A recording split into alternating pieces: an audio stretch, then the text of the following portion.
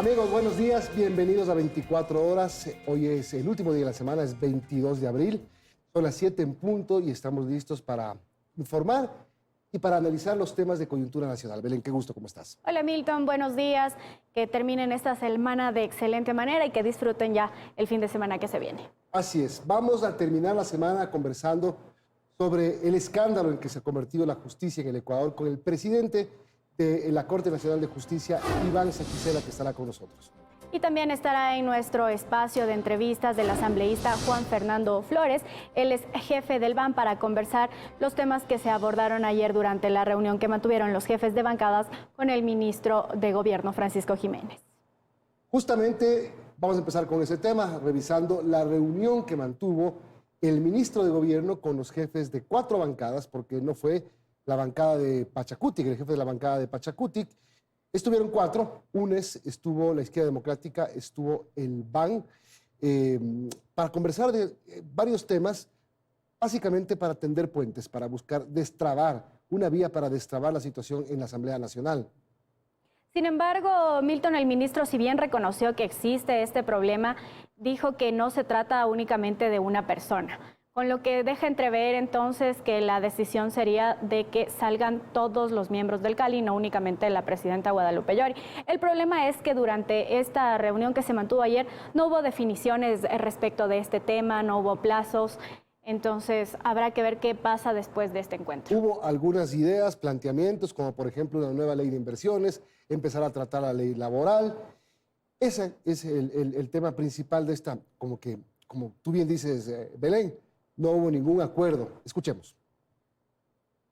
La presencia de la presidenta Llori en este momento se convierte en un obstáculo para que la Asamblea pueda seguir trabajando. Es así de simple.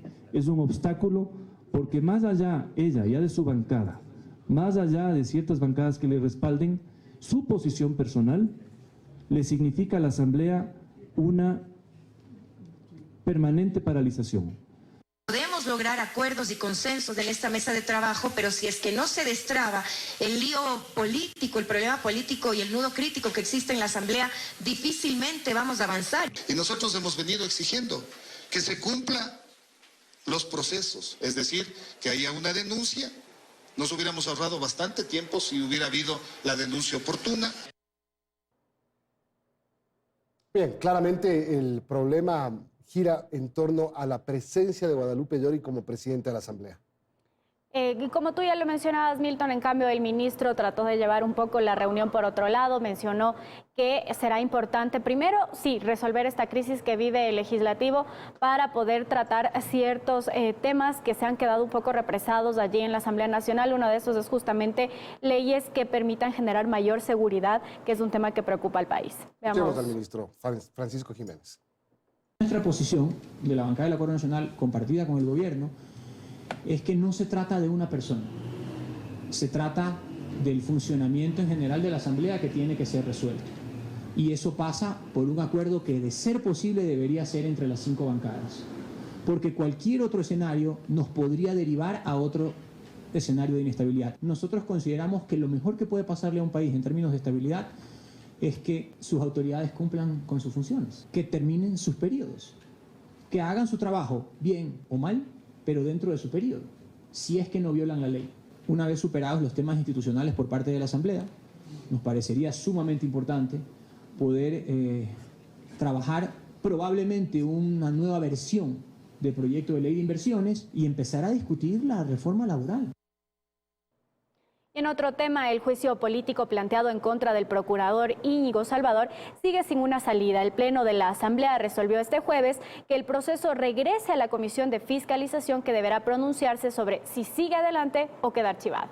Sí, el problema empezó cuando el asambleísta Ferdinand Álvarez de UNES notificara su intención de retirar el pedido de juicio político.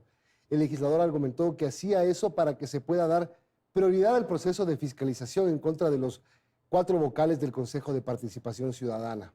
La mayoría logró ayer 92 votos a favor, con lo que retomará a la Comisión de Fiscalización. Esa comisión deberá entonces analizar si el pedido de juicio político cumple o no los requisitos para iniciar su trámite. Otro tema que tiene que ver con el Contralor General del Estado y en la Asamblea también, con 131 votos, el Legislativo aprobó el segundo debate del proyecto de reformas a la Ley Orgánica de la Contraloría del Estado, que plantea la forma de reemplazar al Contralor en caso de ausencia temporal o definitiva. También realizó ajustes al artículo donde se determinan las causas para la cesación del cargo y de esa forma se proponen 6 causales. Vamos a ver cuáles son. Una, por el cumplimiento del periodo para el cual fue designado. 2, por muerte. Por renuncia aceptada por el Consejo de Participación Ciudadana. La 4 es por destitución resuelta mediante juicio político. La 5, por ausencia definitiva o abandono del cargo declarados por el Consejo de Participación Ciudadana. También está por incurrir en las incompatibilidades e inhabilidades previstas en la Ley Orgánica del Servicio Público y en la presente ley. Bien, cambiamos de tema y vamos a hablar del SNAI, el Servicio de Prisiones, que reconoce errores en la actuación de su abogado en la audiencia de habeas corpus en la que se concedió la libertad a Jorge Glass. Recién lo hace. Sí. Ayer justamente escuchábamos a uno de sus representantes que señaló que el abogado que participó durante esta audiencia pudo haber dado a entender al juez que Jorge Glass fue cambiado de prisión durante este amotinamiento que hubo en el Turi y que ese habría sido justamente el argumento que utilizó el juez para tomar en cuenta su territorialidad y poder definir en este caso. Pero hay una declaración que la leí en el periódico digital Primicias del jefe de policía de la zona 3, que dijo que Glass nunca estuvo en peligro y que nunca fue sacado de la cárcel, fue llevado a un lugar seguro, alejado de cualquier amenaza por los motines que se estaban dando dentro de las cárceles. Veamos mejor el siguiente reportaje. Que se sienten como un pararrayos sobre el que recaen todas las críticas, dicen desde el SNAI, pero que han hecho lo que debían, aseguran. Se realizó todo lo que tenía que realizar. Pero lo cierto es que hay dudas. ¿Por qué su abogado no dijo oralmente en la audiencia que se oponía a la decisión de liberar a quien custodiaban, al ex vicepresidente Jorge Glass? Pero sí hizo constancia de la gestión que se iba a desarrollar. Y por eso el SNAI Planta Central presentó el escrito de oposición a esa resolución. Desde el SNAI aseguran que presentaron un documento donde anticipaban que iban a apelar una vez sean notificados. Y luego hicieron un alcance y una apelación completa. Pero hay más cosas que aclarar. Según la sentencia transcrita, el propio abogado del SNAI da argumentos a la defensa de Glass para señalar que está en peligro, al decir que durante los enfrentamientos en el Turi fue trasladado a otra cárcel. Pero lo cierto es que Glass jamás salió de prisión. Desde el SNAI dicen que su propio abogado confundió los términos. A lo mejor en ese tema, lógicamente contextualizado del evento como tal, utilizó ese término de traslado para la movilidad o el desplazamiento interno, más no externo. En el SNAI reconocen que su defensa no fue la mejor. Sabemos que el no ser un buen profesional no es considerado tampoco una infracción, pero sí se están haciendo todas las gestiones a la interna del SNAI para poder, en este caso, tomar las medidas respectivas que puede llegar hasta la destitución. Por ello abrieron un expediente administrativo para, de ser necesario, sancionar al abogado y entender si sus errores fueron involuntarios o no. Además, sostienen que no han presentado una queja ante la judicatura en contra del juez de Manglar Alto, porque lo hicieron en la apelación, y que cualquier persona o entidad que se sienta perjudicado podía quejarse. Y finalmente, prometen que esta vez sí tendrán una buena defensa en la apelación al habeas corpus, que le dejó salir de prisión a Jorge Glass. Dayana Monroy, 24 horas. Y con respecto a otro habeas corpus, pero esta vez concedido de forma parcial a Junior Roldán, alias Junior, segundo al mando de la organización delictiva de Los Choneros, este se negó a ser trasladado al hospital Abel Gilbert Pontón, suburbio de Guayaquil, porque dice teme por su vida y por su seguridad. O sea, está más seguro en la cárcel que afuera. Al privado de libertad se le concedió la noche del miércoles un habeas corpus de manera parcial para que sea movilizado a una casa asistencial y no al Cantón El Triunfo como él quería. Al respecto, Roldán aseguró que va a apelar la decisión del juez. Otro tema, el ministro del Interior, Patricio Carrillo, confirmó que además de acciones administrativas se iniciaron procesos penales en contra de los policías que aparecen en un video de una presunta captación ilegal. Dijo al respecto que ya se van a pronunciar sobre cuáles serán las sanciones y que también colocarán una denuncia en el tema penal sobre esta situación. Además, todavía, según el ministro del Interior, no se puede establecer hasta dónde llega este negocio de alias Don Miguelito, alias Don Marquito, o Don Dieguito, perdón, que eran los que entregaban el dinero en esta captadora llamada Renacer. Hubo 6 allanamientos el día de ayer, encontraron dinero, encontraron computadores, encontraron varias cosas que, según las autoridades, van a permitir ir esclareciendo el modo de operación de esta captadora ilegal llamada Renacer. Ahí están las evidencias que se encontraron. Se allanó un gimnasio en el Valle de los Chillos, por ejemplo. Y ese no es el único tema en cuanto a las captadoras ilegales que durante estos días han despertado conmoción en la ciudadanía. Conversaciones entre el equipo de Miguel Ángel Nazareno, alias Don Nasa, y varios de sus clientes revelan la forma de operar y la participación de militares en la captación ilegal de dinero en la captadora Big Money. Así es, la Fiscalía apeló a la decisión de un juez de Los Ríos de sobreseimiento a las personas investigadas. Se revelaron ayer algunos chats que se puede pensar son miembros de Fuerzas Armadas que daban ciertas explicaciones y se contaba cómo más o menos funciona el negocio, o funcionaba pues el negocio de Big Money de Miguel Ángel Nazareno. Otro tema, vamos a hablar de la frontera norte, porque se incrementan los operativos de control en la frontera norte. Así es, a plantaciones de coca, fosas comunes y laboratorios clandestinos fueron encontrados por miembros de las Fuerzas Armadas en los operativos especiales que se ejecutan en toda la frontera norte. La frontera norte tiene aproximadamente 700 kilómetros y hay una disputa básicamente en la zona norte de la frontera norte, si es que se puede decir así, de grupos ilegales armados de Colombia que se disputan territorio y que están muy cerca del límite político internacional. Son alrededor de 6.000 uniformados los que están participando en estos operativos. En otro tema, un avión no tripulado de la Armada Nacional sufrió un accidente en un operativo antidrogas que se realizó en Manta, en la provincia de Manabí. La aeronave presentó un desperfecto y cayó al mar. Según el comandante general de la Marina, el avión no tripulado está asegurado, pero este tema alarma porque muchos podrían pensar que no es un accidente así nomás. Ya se dañó el radar de Montecristi, ahora este avión cae y es básico en la protección del espacio aéreo en la provincia de Manabí especialmente, ¿no?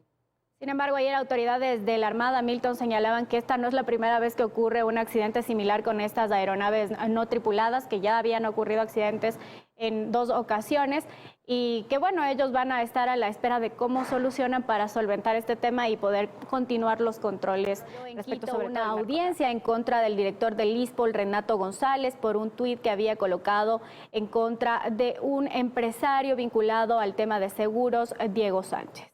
Al no haberse comprobado lo que se señalaba en la demanda planteada por el empresario y luego de escuchar los argumentos, el juez Giovanni Freire al mediodía negó lo solicitado y declaró la inocencia del oficial y a la vez es director del ISPOL. Escuchemos. Realmente incomprensible porque ellos trajeron como prueba a un perito informático que en audiencia le pedían que se constituya inclusive en un perito de reconocimiento facial, que él a las preguntas manifestó que nunca pudo comprobar de qué IP salieron los mensajes. Además no nos sorprende, nosotros ya hemos manifestado, hay muchos intereses económicos y políticos de por medio y es fácil a veces manipular a 30, 40 personas y querer presentarlos como una oposición hacia la administración actual. Él es jefe del bloque de Creo, jefe de la bancada BAN. Está con nosotros para hablar de la reunión de ayer con el ministro de Gobierno. Buenos días, asambleísta. Aparte de todo lo que se dijo ayer, las intenciones de una nueva ley de inversiones, de la ley laboral, ¿hay algún acuerdo en realidad para pensar en que se va a destrabar la situación política? Buenos días a todo el pueblo ecuatoriano. Muchas gracias por la oportunidad. Sin duda, lo que vimos el día de ayer es el primer paso que necesitamos justamente desde la Asamblea Nacional para que se pueda establecer un acuerdo que justamente permita no solo destrabar la situación política que vive hoy en día la Asamblea Nacional, sino a su vez una realidad que lamentablemente está golpeando a todos los ecuatorianos. Y cuando hay una voluntad política donde asisten los coordinadores de bancada, donde discutimos con transparencia frente a todo el país cuáles son los temas que nos aquejan, cuáles son también esas realidades que nos preocupan, pero a su vez, cómo podemos encaminar todos juntos una propuesta en común. Hay una voluntad política para que se pueda establecer un acuerdo que implique el beneficio para todos los ecuatorianos. Una cosa es tener voluntad y otra cosa es que los acuerdos y esa voluntad se transmita en acciones que permitan. ¿Cuál es el punto de partida para esto? ¿La presidenta Yori? ¿La presidencia de Guadalupe Yori? Son 3 temas los que hemos tocado en común. Uno de ellos tiene que ver con la ley de uso progresivo de la fuerza y que a su vez es un tema importante para poder trabajar en función de todo lo que tiene que ver para enfrentar la inseguridad que vive el país. Otro de los puntos y elementos importantes para nosotros tiene que ver justamente con cómo vamos a establecer una agenda que permita la reactivación y el fortalecimiento económico, donde ahí ingresaría esta propuesta de reenviar la ley de inversiones con un proyecto en conjunto, pero también empezar a discutir una reforma a una ley que tiene una gran debilidad y dentro de toda esta discusión establecer cuál va a ser el camino para resolver la crisis institucional, donde no pasa solo por la presidenta Guadalupe Yori, sino por evaluar las comisiones, las 137 asambleístas, cuál es el trabajo real que se está dando desde la Asamblea Nacional, porque la deuda que hoy tenemos es gigante hacia los ecuatorianos. Pero puede decir que pongamos que no se ve trabajo. Claro, depende cómo le puedes. No sé, podemos retomar con el asambleísta Flores algo nos está pasando. Nuestro siguiente invitado es Iván Saquicela, el presidente de la Corte Nacional. ¿Tenemos ya asambleísta? ¿Lo tenemos? No. Estamos conversando con el asambleísta Juan Fernando Flores, el jefe de bloque de la Bancada de Acción Nacional, vía Zoom, está en la provincia de Manabí porque él tiene agenda con su comisión. ¿Me escucha bien, asambleísta? Ahora sí estamos con usted nuevamente. Usted me mencionó 3 puntos. El tema de uso progresivo de la fuerza, el tema de la reactivación económica y el tema de la crisis institucional. ¿No será que la tercera es la primera? Si Guadalupe Yori sigue interponiendo acciones, ustedes no van a poder seguir adelante. Y los únicos que lo defienden prácticamente son ustedes. No, nuestro planteamiento sobre lo que ocurre con la presidenta de la Asamblea Nacional, al igual que la evaluación de las autoridades, pasa porque cumplamos con lo que está establecido en la ley y que a su vez la comisión que se genere tenga justamente un trabajo conjunto donde la responsabilidad política las asumamos incluso los propios coordinadores. Por eso nosotros siempre hemos dicho que no estamos cerrados a ello.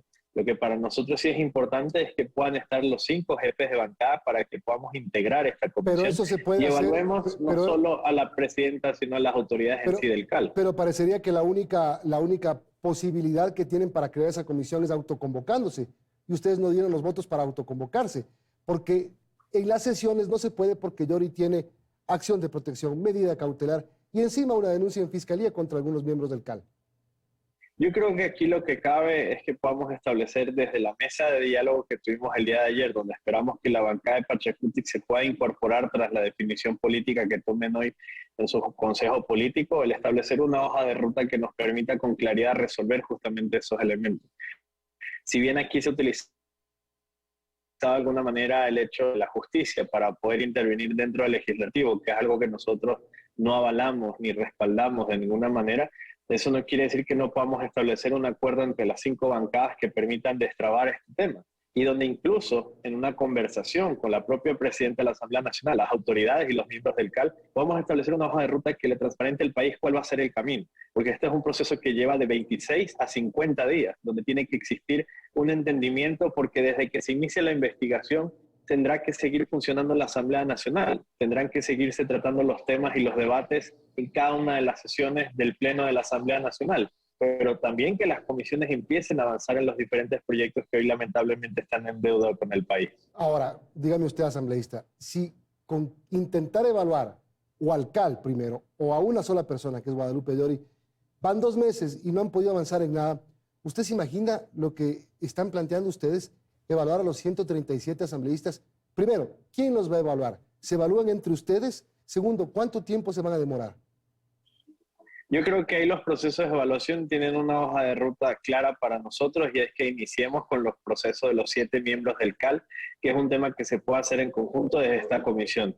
En paralelo, el CAL puede hacer el proceso de evaluación a las 15 comisiones permanentes de la Asamblea Nacional, porque ahí se puede ver cuáles están cumpliendo con sus responsabilidades, quiénes están en deuda, y que se empiecen a generar los procesos justamente de una depuración de la Asamblea Nacional sobre las responsabilidades.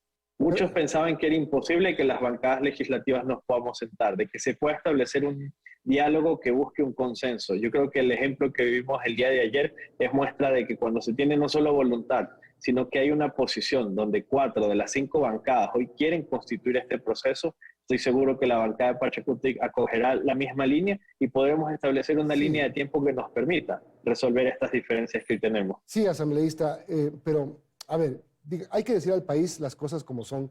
Algunos asambleístas lo han dicho. La comisión para evaluar a Guadalupe Llori es con fines de destitución. Nadie piensa que después de la evaluación de esta comisión a la presidenta Guadalupe Llori le van a entregar una mención de honor por su buena gestión.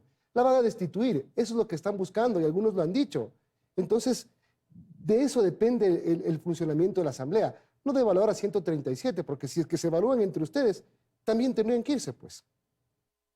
Ahí tendremos que ir a un proceso donde nosotros como bancada siempre hemos dicho que estamos abiertos a todo proceso de evaluación. Nosotros tenemos varias comisiones donde presidimos y se hace el trabajo responsable y dentro de los tiempos. Hay quienes han asumido comisiones que lamentablemente después de 11 meses ni siquiera han entregado un proyecto de ley. Ahí hay procesos que nosotros tenemos que evaluar. Y también las bancadas tendrán que asumir responsabilidades. Por eso le digo, usted sabe que implica que tenga que haber un cambio allí. No, pero la evaluación usted sabe que va a salir bajo cero. ¿Para qué se evalúan? ¿Qué va a pasar?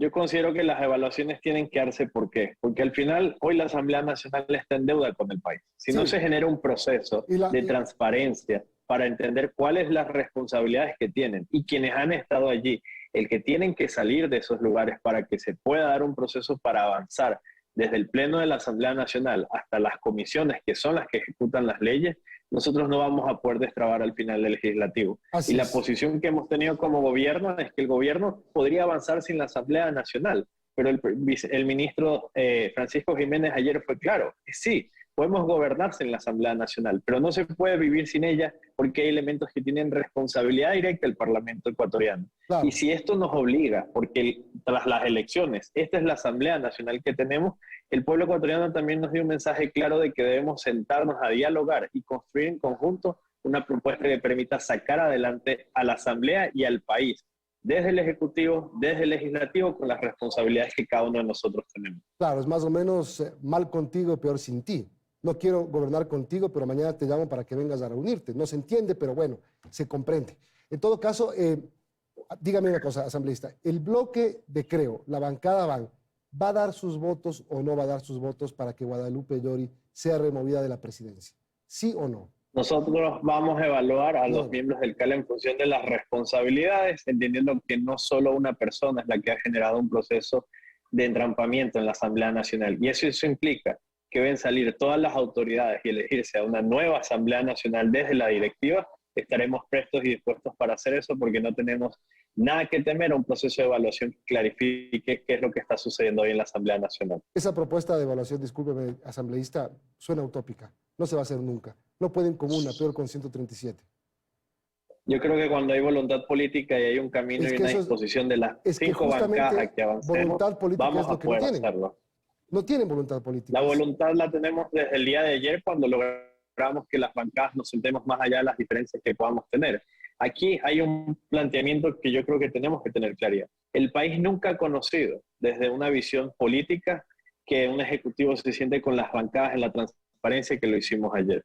Si esa voluntad fue el primer paso que se dio y que en función de esto todas tenemos la voluntad de que se haga el proceso de evaluación, entendiendo que todas tenemos autoridades dentro de allí, quizás exceptuando el Partido Social Cristiano, y todos estamos dispuestos a que se genere este proceso de evaluación y a su vez de depuración, yo creo que sí vamos a poder conciliar un proceso. Lo que no podemos perder la fe en la política es en el camino del diálogo para establecer justamente estos espacios de encuentro y de resolución. Pero las condiciones que ponen algunos sectores van a impedir que ustedes puedan hacer algo más de lo que están haciendo. O sea, nada.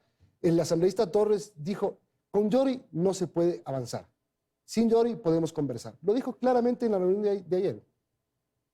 Y eso no implica que nosotros no podamos tomar al final del día una evaluación y una decisión en función de ello, pero nosotros lo que mencionamos es que hoy la falta de funcionamiento de la Asamblea Nacional no pasa por una sola persona.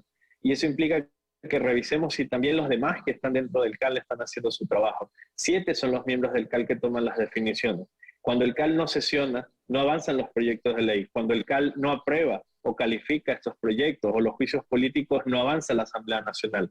Y si eso implica que haya un cambio de sus 7 autoridades, ahí es donde hay la voluntad política. Y sí, hay posiciones desde las diferentes bancadas, pero las mesas de diálogo se establecen para establecer los máximos y encontrar caminos de encuentro que nos permitan a todos tomar una definición y una salida a esta crisis política. Porque al final, si pasadas las diferentes reuniones no llegamos a nada, nosotros no seremos quienes perdemos porque tuvimos la iniciativa del diálogo. Serán las propias bancadas las que no pudieron establecer una solución a la crisis institucional y como lo dijimos, nosotros seguiremos avanzando sin la Asamblea Nacional porque el gobierno no se va a detener en las responsabilidades que tiene con los 17 millones de ecuatorianos. Presidente, gracias por acompañarnos. Lo que está pasando en la justicia realmente mantiene al Ecuador en alerta, con asombro ciertas veces. Yo le quiero preguntar a usted, ¿qué se siente ser el representante de una justicia que, cómo encontrar las palabras para describir sin ser muy duro? Por lo menos se ha venido a menos. ¿Qué pasa ayer con una jueza que usted la denuncia, Erika Moriel, jueza de Manglar Alto? Un detenido con fines de extradición que estaba a cargo suyo fue liberado por una jueza multicompetente de Manglar Alto, de una parroquia de Santa Elena. Buenos días, muchas gracias. Yo quiero en primer lugar decir de que de ninguna manera es todo el sistema judicial ni todos los jueces y juezas del país. Por ello, siempre seguiré defendiendo la institucionalidad y la independencia judicial. Sin embargo, debo decirlo con absoluta franqueza, me encuentro indignado, no tengo otra expresión, me encuentro indignado por la decisión que adoptó la jueza de su mención el día de ayer. Este proceso es de extradición. La persona, de conformidad con la ley, se encuentra bajo mis órdenes como presidente de la Corte Nacional de Justicia por un pedido de extradición. Se encontraba privado de la libertad y la señora jueza, sin tener competencia, convoca una audiencia de habeas corpus sin notificarme a mí, que debería ser el notificado porque yo soy el que ordena la privación de la libertad, llega a conceder el habeas corpus. Se trataba de una extradición o se trata de una extradición de un delito de narcotráfico. No puedo más que expresar mi indignación. Si bien apoyo a los jueces de independencia, hay conductas que no se pueden tolerar. ¿Cómo puede pasar esto? ¿Cómo puede pasar esto, presidente? Usted es el presidente de la Corte Nacional de Justicia. Este señor de origen neerlandés que tenía fines de extradición pedido por Países Bajos por narcotráfico, bajo su custodia, con un proceso de extradición en marcha, es liberado así nomás por un habeas corpus. Eso es lo que ha pasado, es inaceptable. Por ello he pedido que el Consejo de la Judicatura proceda a investigarlo y no queda allí. Tiene que investigarse. Eventualmente aquí hay asociación ilícita, delincuencia organizada, fraude procesal. Tiene que investigarse a todas las personas que han actuado en este presunto ilícito o presuntos delitos. Algo quiero aclarar, porque es necesario decir que, por ejemplo, en el caso del ciudadano Glass, yo he dicho, no quiero incidir en las decisiones judiciales, me pronunciaré una vez que haya decisión firme. En este caso es distinto, ¿por qué? Porque soy directamente el juez de la causa y por ello tengo que pronunciarme no solo públicamente, sino procesal y jurídicamente. Eso es lo que ha sucedido. Créanse que me veo en la penosa necesidad de decir que sin prejuicio que seguiré dependiendo de la independencia y de los jueces, los funcionarios judiciales del país deben escucharnos y decir que cuando esto sucede desde casa adentro, no podemos encubrir este tipo de conductas que pueden poner en mal predicamento a la justicia del país. Por ventaja, son casos aislados, pero es necesario corregir tanto estas conductas y lo que también he manifestado, de que es necesario delimitar tanto la acción de protección cuanto el habeas corpus. Varios juristas del país lo han manifestado en la misma línea coincidente con mi opinión. Solamente para aclarar, este ciudadano neerlandés, ¿dónde estaba detenido? En el Ecuador, Sí, en un proceso de ¿pero en qué extradición, ciudad? ¿En qué ciudad?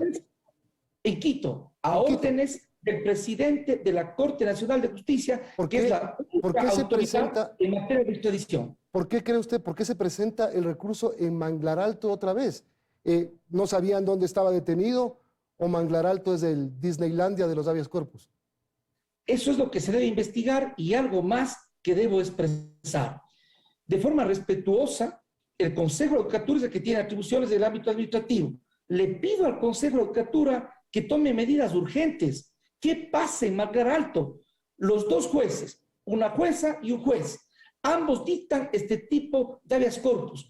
¿Qué es lo que se debe hacer? Se les debe suspender. Tengo la información de que la señora jueza de nuestra actual referencia también tenía una solicitud con anterioridad de petición de suspensión por un caso anterior. Es decir, ambos jueces tienen peticiones de suspensión.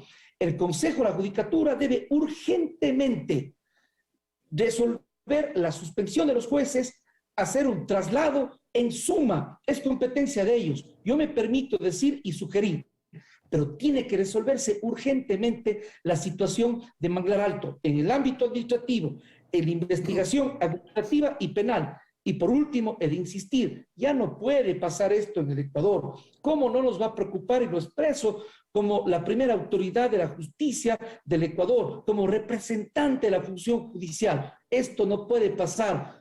Juezas y jueces, funcionarios judiciales del Ecuador, tenemos que hacer nuestro mejor trabajo para la ciudad jurídica y para la institucionalización del país. Y en ello, desde luego, está incluido que cuando hay este tipo de conductas, no se puede encubrir. Por ventaja, la mayoría de los jueces somos honestos y hacemos bien el trabajo jurídico. Pero reitero, cuando hay esto es intolerable. Otro caso es el de este señor alias JR, el líder de los choneros, que recibió un habeas corpus parcial, pero de lo que se sabe, se presentaron 3 recursos a ver cuál salía. Y en esto vale la pena señalar algo. Aquí hay una conducta de ciudadanos que presentan el habeas corpus, de abogados que asesoran, que patrocinan el habeas corpus, en donde eventualmente puede haber un fraude procesal, puede haber una conducta que está reñida con la ley y con la ética. Eso se debe investigar. En efecto, conozco en este caso, informalmente, no es un caso directamente de mi conocimiento y resolución, como si es el caso del ciudadano de la extradición, pero conozco que en el caso que usted refiere, se habían presentado 3 habeas corpus, de modo tal que luego se llega a desistir de los 2 primeros para quedarse con el último habeas corpus, daría la impresión con el juez escogido, con el juez que se quiere que resuelva. Hablo presuntamente porque soy hombre de derecho. Por lo mismo, en derecho, lo que digo, eso se debe investigar. No puede pasar en el país. Es importantísimo. El Pleno de la Corte Nacional de Justicia, a través de sus presidentes de sala, hizo una petición a la Corte Constitucional en 2 aspectos. Uno, para que dialoguemos sobre la temática y expresemos las preocupaciones, los dudos críticos de la acción de protección y del habeas corpus. Y de otro lado, justamente hemos pedido la reforma normativa. Eso puede demorar más tiempo. Hay aspectos que se deben reformar, pero hasta tanto la jurisprudencia constitucional que ponga seguridad jurídica en el país en esta materia, que se diga a todas las juezas y a todos los jueces y ciudadanos cuál es el alcance del habeas corpus y de la acción de protección, qué se puede hacer, qué no se puede hacer, porque hay que decirlo, no tengo el ánimo de conflictuar, ni mucho menos, yo hablo en derecho, pero la verdad es de que justamente sentencia de la Corte Constitucional hace posible que sea realidad, o sea posible también, el habeas corpus en la ejecución de una pena. Okay. Es decir, ¿Es legal? No me diga más del juez del caso del chonero, pero ¿es legal? ¿Es procedente que se pidan 3 habeas corpus al mismo tiempo? No es posible porque se debe presentar un solo habeas corpus y se debe señalar de que no se ha presentado sobre la misma materia. Por eso, en el caso de lo que me he informado, en el caso actual, lo que sucede es que se presentan 3 y luego se desisten de los 2 y queda 1. Es decir, las normas nos obligan, no hago juicios de valor, yo hablo en derecho, las normas nos dicen que los litigantes tienen que actuar con buena fe y lealtad procesal. Presidente, ¿qué pasa con el juez de Manglar Alto del caso Glass? Recién se empieza a conocer que el SNAI empieza a aceptar errores de su abogado en esta audiencia que dejó libre al ex vicepresidente Glass. Bueno, yo lo que he dicho es de que por ahora es indispensable que una vez que se resuelva la aclaración y ampliación, el señor juez remita a la Corte Provincial de Santa Elena y sea esta Corte Provincial la que precisamente pueda dar las respuestas jurídicas a los distintos problemas jurídicos también que se plantean en este caso. Yo reitero, lo que es importante para la función judicial, para cada jueza, cada juez y cada funcionario judicial, que no estemos en entredicho, y para ello es necesario que estas causas, como todas, se resuelvan con apego estricto al derecho, pero algo más, que tampoco se pretenda de ninguna manera incidir, meter la mano en las decisiones de los jueces. Miren ustedes por ello la importancia, que siempre digo que parecería un discurso repetitivo, la defensa de la independencia judicial, de la institucionalidad, el fortalecimiento de la justicia, que ahora quizá miramos con mayor claridad lo relevante que resulta la independencia judicial, la seguridad jurídica para una sociedad entera. Por eso nosotros siempre estamos defendiendo a la institucionalidad y no nos quedamos en la defensa o en la crítica. Hacemos propuestas como la actual que estamos refiriendo, de que se deba debatir sobre el alcance, los límites, tanto de la acción de protección cuanto de la acción de habeas corpus. ¿Cuándo se van a sentar con la Corte Constitucional? Usted ya ha enviado alguna comunicación. Aquí el tema pasa por ahí. Nosotros enviamos ya una comunicación de forma derecho, de forma respetuosa, respetamos a la Corte Constitucional, a otra Corte de Justicia del país. Esperemos que nos dé lo más pronto una respuesta y la posibilidad, la oportunidad de debatir este tema. Yo creo que ahí hay que comprender que hay algunos aspectos, hay aspectos normativos, aspectos jurisprudenciales y eventualmente también conductas irregulares de los jueces, como una que yo mismo he denunciado.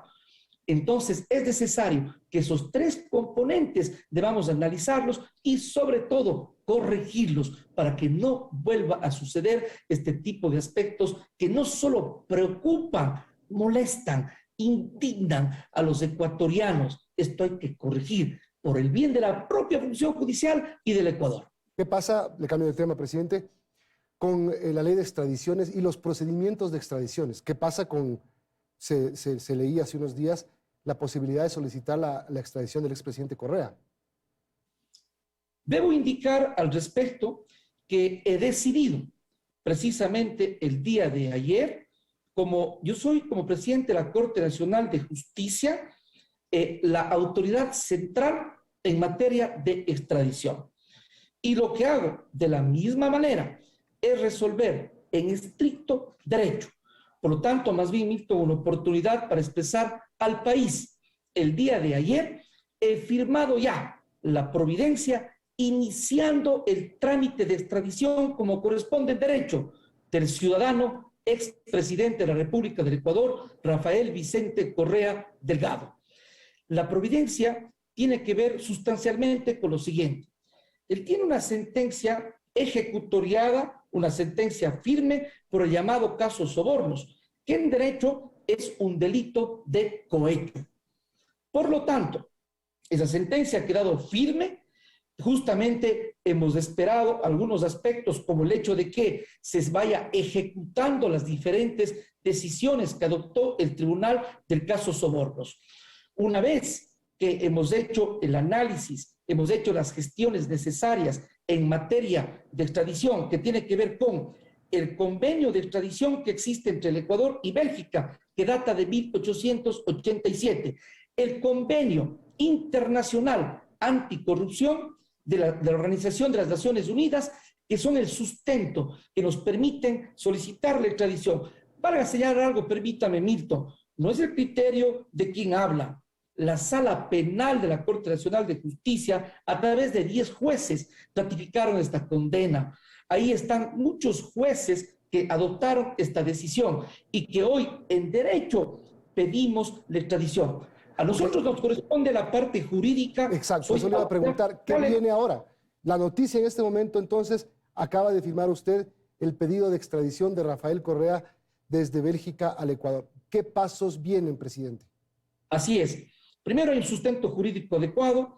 Tenemos, como he explicado, una sentencia firme. Hay el convenio con Bélgica y convenios internacionales, más la ley de extradición, que sustentan nuestro pedido en estricto derecho. Aquí no hay juicios de valor, no son opiniones o criterios políticos. Mi pronunciamiento es en derecho y es mi deber. ¿Qué corresponde ahora?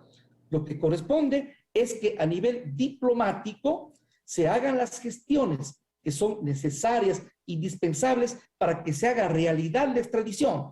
Extradición significa, en palabras claras, de que yo como autoridad central, presidente de la Corte, solicito que se le traiga, es decir, que se le traslade al ciudadano expresidente Rafael Vicente Correa Delgado desde Bélgica al Ecuador. ¿Para qué? Para que cumpla la condena de privación de la libertad que condenó en sentencia ejecutoriada la Corte Nacional de Justicia. ¿Esto queda en manos del canciller de la República, de la Cancillería?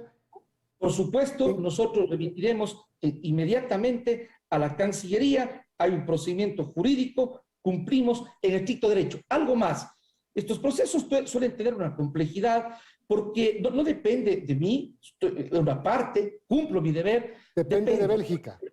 Exactamente. ¿Y cambia en algo mientras se tramite este pedido, mientras Bélgica responde? ¿Cambia en algo el estatus de Rafael Correa de libertad? ¿No? Nosotros, está pedido precisamente la extradición porque hay una orden de privación de la libertad. Lo que es indispensable entender que nuestro trabajo tiene que ser en derecho y muy meticuloso, de modo tal que nosotros podamos enviar todos los documentos, una sentencia sumamente amplia, extensa, que tiene que ser traducida, con todos los documentos jurídicos de respaldo para que finalmente se tome la decisión. Ahí permítame decir algo, Milton, por favor. Por eso, no es toda la justicia, de ninguna manera. La Corte Nacional de Justicia ha tenido, permítame decirle, más de una veintena de casos de fuero, como nunca antes en la historia de las Cortes Supremas del país. No soy yo, está el juez Felipe Córdoba, el juez Walter Macías, el juez Byron Guillén, el juez Adrián Rojas, Javier de la Cadena, Marco Rodríguez, Daniela Camacho, Mercedes Caicedo, Luis Rivera, jueces de la Sala Penal. Eso por no decir el trabajo de los demás jueces laborales, tributarios, administrativos, civiles, de familia, que quizá no son decisiones que mediáticamente se conocen. Es una Corte Nacional de Justicia y una función judicial del país actuando en derecho, no permitiendo cuando corresponde impunidad. Y claro, particularmente la Sala Penal en su conjunto, que en este caso y en tantos otros que conoce el país a través de los medios de comunicación, que sencillamente hemos cumplido nuestro deber en estricto derecho. Claro que por eso, a mí en lo personal, como ser humano, como ciudadano, además de funcionario público que cumplo mis deberes, ¿cómo no me va a causar preocupación e indignar que mientras la Corte Nacional de Justicia cumple sus deberes en el marco de la ley, el día de ayer me llevo la sorpresa de que hay un habeas corpus? Con algo más, Milton, permítame este detalle. Cuando instalo la audiencia de extradición del ciudadano holandés, yo no tenía idea de que estaba en libertad, no he sido notificado del habeas corpus. Me conecto, fue por Zoom, y permítame dar este detalle. Cuando voy a instalar la audiencia, aparece una voz, no imagen en Zoom, aparece una voz. Y yo pregunto si es que está el ciudadano para poder iniciar la audiencia. Y una voz, repito, sin imagen, dice: soy un PPL y tengo que informar que el señor no está aquí. Digo: señor, usted es un empleado de la libertad, por favor, ¿cuál es su nombre? Aparezca en la pantalla. ¿Quién es usted, señor? Ya llama a un funcionario. Increíble. Eso fue lo que sucedió el día de ayer en la audiencia. Por eso, lo que tenemos que hacer es, y vengo proponiendo, la justicia no solo hay que cuestionarla y criticarla cuando hay razón, también hay que decir las cosas positivas que se hacen, pero algo más, estamos proponiendo al país reformas de la justicia. Es necesario reformar algunos aspectos por el bien del Ecuador. Gracias, presidente. Increíble lo que acaba de contar. Y la noticia, entonces, tenga buen día y vamos a seguir a la expectativa de esto. Iván Saquicela, presidente de la Corte Nacional de Justicia. Y esta es la noticia del momento, la que acaba de decir. Acaba de firmar el presidente de la Corte Nacional de Justicia el pedido de extradición de Rafael Correa desde Bélgica al Ecuador. Vamos a ver cómo se desarrolla este tema en los próximos días. Venimos ya con las noticias locales y yo...